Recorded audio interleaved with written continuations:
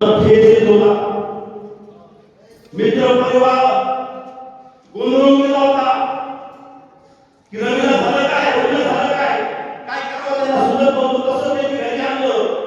घरी आणल्यानंतर माय होती, माझे वडील होते, सौभाग्य होती, कुठं 7 महिन्याचं बाळ होतं. घरात पुढे हॉलमध्ये टाकल्यानंतर मी हात पाय जोडून दिला होता, कोणाला फेस देत होता. त्या परिस्थितीमध्ये ग्रामीण रुग्णालयामध्ये मला दाखल केलं. श्रीमंत साहेब डॉक्टर होते माझ्यावर. त्यावेळी दाखल केला असताना सरांनी सांगितलं की यांना पैसे प्राप्त झालेला आहे आणि यांना उपचार हा बाहेर काही करावा लागणार आहे, तर या नेमकीनं हलवा.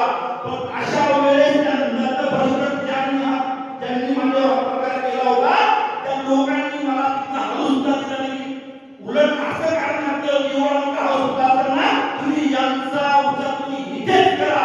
त्यांचं म्हणणं होतं की रवींद्र सूर्यवंशी इथेच केला पाहिजे. पण त्याची दोरी बळकट